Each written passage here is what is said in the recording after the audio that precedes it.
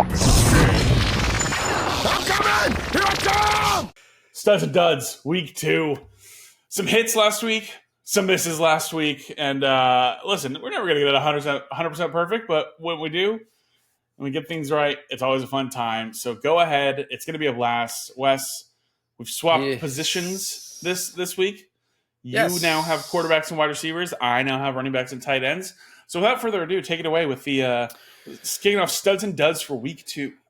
Oh, yeah. Well, we had a couple of surprises in the top 10 finish, a couple of expected players and a couple of players that we would like a little bit more out of. But I'm going to be the one to officially state into a microphone that it is time to continue to start Jayden Daniels. And he is my stud for the week. Oh, baby. First of all, playing the Giants, okay? That should be enough right there.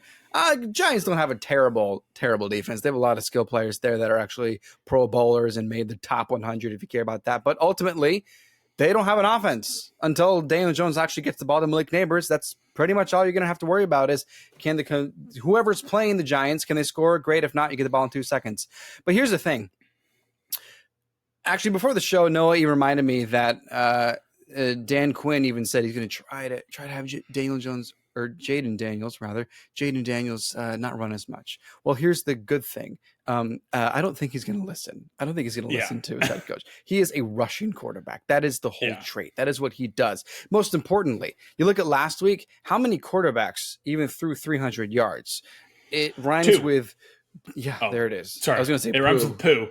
It's 2. Nice, dude. Oh my gosh, we're cousins. So one was Tua Tagovailoa, one was Matthew Stafford.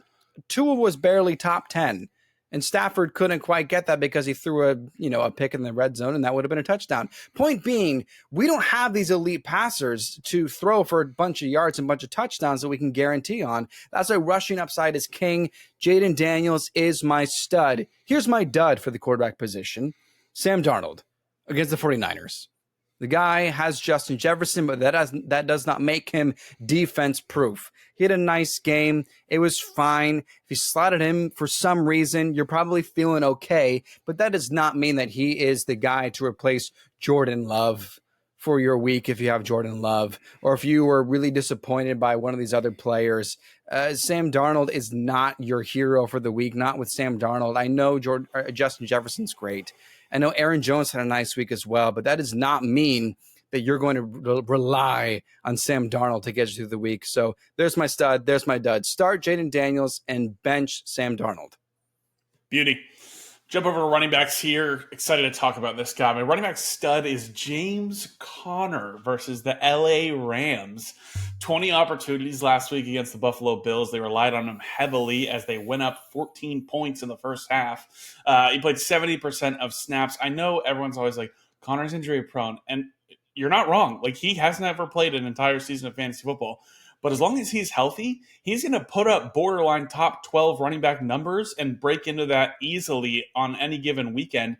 And the Lions just throttled the Rams on the ground with David Montgomery and Jahmyr Gibbs. James Conner is going to have himself a game. I know people like Trey Benson. Listen, Trey Benson's a pick for the future for that team. It is not a right now thing. James Conner is absolutely the guy who is going to be leading that backfield. Amari DiMercato has more of a role in this offense than Trey Benson does right now. So until James Conner either moves on, not in life, just from the team, or gets hurt, Trey Benson isn't going to be a big factor. You don't have to worry about him. So James Conner is my running back stud for week 2. My running back dud, Javonte Williams. Now, he's going up against the Pittsburgh Steelers. That in and itself is pretty much enough to be like, oh, running back against the Steelers? No, I'm good. TJ Watt, I'm all right. Like, we're fine here. We can move along. But it's a true timeshare here in Denver. And I think we knew it, and that's why Javonte wasn't a super high pick. But he was definitely a sleeper pick that a lot of people were hoping would pan out. And until I see something more, I'm leaving Javonte on my bench. I'm not excited about it. He only had 10 opportunities. Only 52% of snaps. It's a true timeshare. Jaleel McLaughlin had more opportunities than he did. A guy that, Wes, you and I are both very interested in as a deep sleeper pick. So he's definitely a guy that I know Audric Estime just went on IR. So maybe there's a little more involvement and more opportunity over Javonte Williams, but I just don't know what opportunities this offense is going to be in which there will be more plays and more opportunities schemed in where Javonte Williams would be the running back there versus when Jaleel McLaughlin would be the running back there. So that is my running back stud and dud. James Conner, roll him out. Javonte Williams, get him on the bench. Fantastic picks. Good choices. James Conner, as long as he's healthy, is going to be top 10 pretty much every week. He's a touchdown machine. That being said, I've got wide receivers, and my stud is on the same football team as James Conner. I think we have to give Marvin Harrison Jr. another shot. You have to roll him out. He was like your second round pick. You can't just bench him or give up just yet. I know that he had 3 targets, and that does not bode well for a top 15 season. I know. Kyler Murray said, it's not my job to get him the ball. It's the head coaches, the offensive coordinators. He will. He will. Okay. He's not. Well, he may be. I don't know. I don't know if he's an idiot. I don't know. Not really. But he's not. I mean, who knows? He plays football with Marvin Harrison. So I don't know. So, I think the point is Marvin Harrison Jr. has the talent and the prospect to still be your starting wide receiver in fantasy. Don't give up just after 1 week. Don't press the panic button. Don't bench him. I have people asking me in person. I have Marvin Harrison in one league, and they're like, are you open to trading Marvin Harrison? They're like, maybe. Who do you want? They're like, I don't want Marvin. Why? It's 1 week. Let's pump the brakes a little bit, okay? My dud, just for those that are kind of looking at the stat lines, really curious how the wide receiver ones on teams looking out, my dud is Tyler Lockett. This was a good week for him. He's not the guy that's going to be better than DK Metcalf and Jackson Smith and Jigba every single week, okay? This is probably the 1 week is going to outscore them both, let alone one of them. I feel like Tyler Lockett is just this gem, this Seahawks gem. He might go in the Ring of Honor. I don't know. Everyone loves him. People aren't even Seahawks fans love the guy. But this is not his season. This is not the guy you want on your team. It's going to be DK and or JSN every single week from here on out. Don't start Tyler Lockett, but keep rolling out Marvin Harrison. It's going to be okay. It's just 1 week. Do not press the panic button. Start him, and you'll be happy. I like it. Wes, I want to ask you a question real quick just off the back of that. Sure.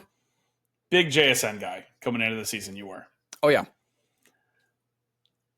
If this team comes out, who are they playing? Do you remember? Do you recall who they're playing? I can look it up as you ask the question. Okay. If the Seahawks come out here and here, actually, let me just see because I want to Patriots. See if it's even plausible. Okay. Here's the question. If the Seahawks come out in week 2 against the New England Patriots and Tyler Lockett leads the team again in receptions, yardage, whatever, fantasy points, whatever it may end up being. Yeah. Where's the panic level out on JSN? Drop his ass.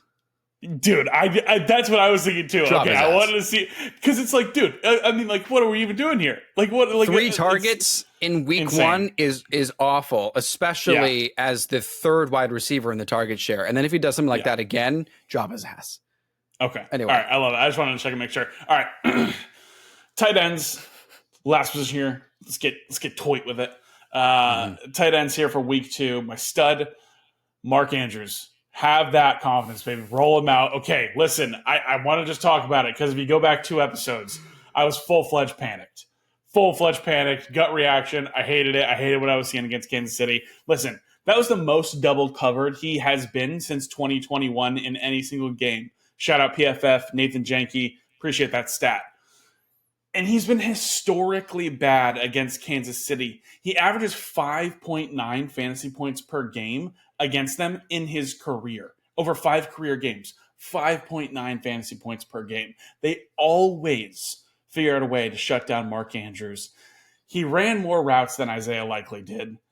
And the Raiders just allowed 15.3 yards per catch to Chargers tight ends. That's right, Hayden Hurst and Will Dissly were averaging 15 yards a catch against the Raiders.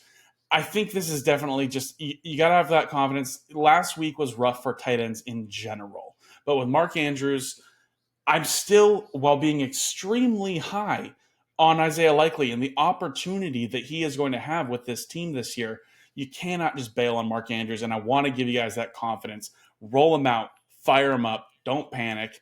And Wes, we have Mark Andrews and Isaiah Likely in one league where we are in this Creators League that we're in. We picked up both, and we're starting both of them in this lineup. We're starting both of them because we believe in these guys. One of them's going to hit for sure. So that's my stud. My dud, Cole Kmet, going up against the Houston Texans. Cole Kmet ran 12 routes in week 1. Cole Kmet, who got a contract extension this offseason, ran 12 routes and had 1 target. Gerald Everett ran more routes than him. Yeah, the former Chargers and whoever else he played for, I don't remember who he was with. He was so many different people. He's just such a random name. But Gerald Everett was more involved in that offense in the tight end room.